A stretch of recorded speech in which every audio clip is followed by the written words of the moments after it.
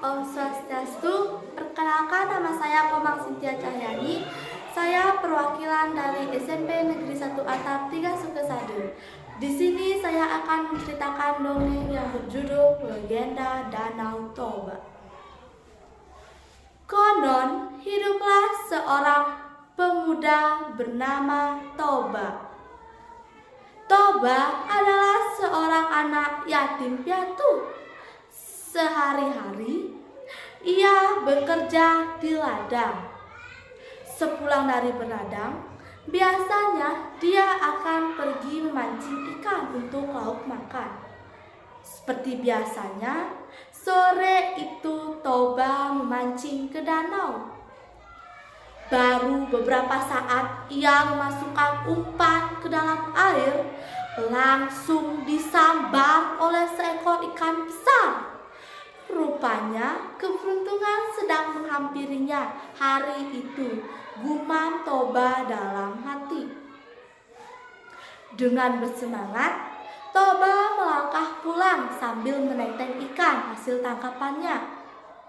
Dalam benaknya sedang membayangkan alangkah nikmatnya daging ikan ini. Setelah sampai rumah, Toba segera melangkah menuju dapur untuk menyalakan api. Tapi kebetulan kayu bakarnya sedang habis. Ia bergegas keluar rumah untuk mengambil kayu bakar. Setelah mengambil kayu bakar secukupnya, Toba segera masuk kembali ke dalam dapur. Perutnya sudah sangat lapar dan ingin segera memasak ikan yang ia dapatkan tadi. Setelah menyalakan api, Toba segera menghampiri wadah di mana ia meletakkan ikan hasil tangkapannya tadi. Tapi alangkah terkejutnya ketika ia tidak melihat ikan itu dalam wadah, tapi ia mendapati kepingan uang emas. Ia merasa bingung dan ada rasa takut karena kejadian aneh yang menimpanya tadi. Setelah itu, Toba memutuskan untuk meninggalkan dapur dan masuk ke dalam kamar.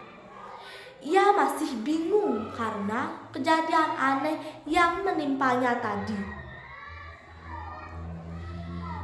Belum habis rasa bingung yang mengitari kepalanya, Toba kembali dibuat terkejut melihat seorang wanita cantik sekali.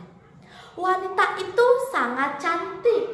Toba terpana dan jatuh cinta pada pandangan pertama pada wanita itu. Setelah merasa cukup kenal, tanpa berpikir ulang lagi, Toba memutuskan untuk menikahi wanita itu dan hidup bersama. Setelah menikah, tak berselang lama istri Toba mengandung.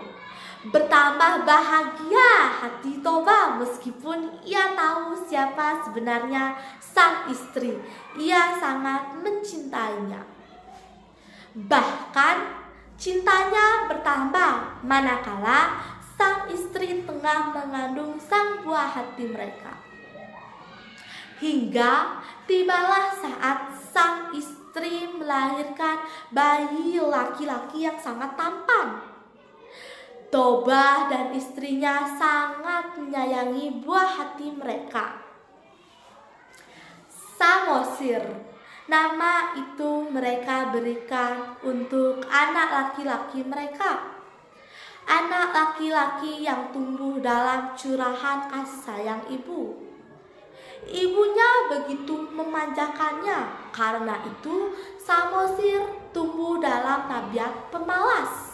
Ia hanya tahu main dan main tanpa mau membantu ayahnya di ladang.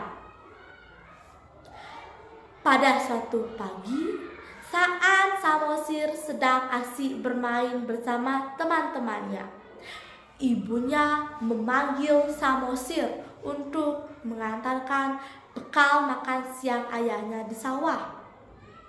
Awalnya Samosir menolak, tapi karena terus-menerus dibujuk oleh sang ibu, akhirnya berangkatlah Samosir mengantarkan bekal makan siang ayahnya di sawah, meski dengan setengah hati.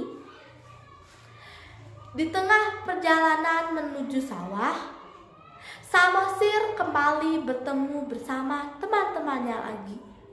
Ia melanjutkan acara bermain bersama kawan-kawannya. Setelah lama bermain, Samosir merasa perutnya sangat lapar. Tanpa berpikir panjang lagi, ia memakan sebagian isi rantang makan siang ayahnya dan hanya menyisihkan sedikit sekali. Sedangkan Toba yang bekerja di ladang dari pagi hingga siang belum makan sama sekali. Perutnya lapar karena belum terisi dari pagi. Kini tengah hari sudah menghampiri. Perutnya keroncong minta diisi. Lama menunggu, Toba merasa kesal. Mengapa sudah tengah hari belum datang kiriman makanan? Setelah lama menunggu, akhirnya Samosir datang membawakan makanan. Toba yang sudah sangat kelaparan pun segera mengambil makanan itu dari Samosir dan membukanya. Tapi alangkah terkejutnya ketika ia melihat makanan dalam rantang hanya sedikit sekali. Dengan amarah meluap, Toba menampar Samosir dan mengumpat, "Dasar anak ikan, percuma saja kau besarkan, mending kau jadi ikan saja seperti ibumu." Samosir yang mendengar itu pun segera berlari menuju rumahnya dan menceritakan kemarahan ayahnya kepada sang ibu. Mendengar cerita Samosir, ibunya merasa kecewa dan marah kepada Toba karena sang suaminya telah melanggar sumpah dengan kata-kata cercaan yang ia ucapkan kepada sang buah hati. Kemudian sang ibu pun memerintah Samosir untuk memanjat pohon yang paling tinggi di puncak gunung. Sang anak itu pun menuruti perintah sang ibu. Setelah Samosir sampai di puncak gunung, sang ibu pun langsung melompat ke dalam sungai. Dan seketika itu tubuhnya berubah menjadi seekor ikan besar. Dan pada saat yang sama, air sungai meluap dan menjadi banjir besar. Dan pada saat yang sama, turun hujan yang sangat lebat. Sedangkan Toba yang bekerja di ladang pun terkejut melihat air bah yang bergulung-gulung datang menghantamnya. Ia berusaha minta tolong, tapi sia-sia. Kemudian ia hanyut dalam air bah itu. Tanpa bisa ditolak, air bah mengenangi seluruh lembah dan hanya menyisikan puncak bukit di tengahnya, di mana puncak bukit itu adalah tempat di mana Samosir menyelamatkan diri. Sejak saat itulah danau itu dikenal dengan nama Danau Toba, dan pulau kecil yang berada di tengahnya dikenal dengan Pulau Samosir. Sekian cerita yang saya sampaikan. Pesan moral yang kita bisa petik dari cerita saya barusan adalah janganlah suka meremehkan hal kecil. Janji adalah segalanya, serta berbaktilah kepada orang tua. Saya tutup dengan para Santi. Om Santi Santi Om.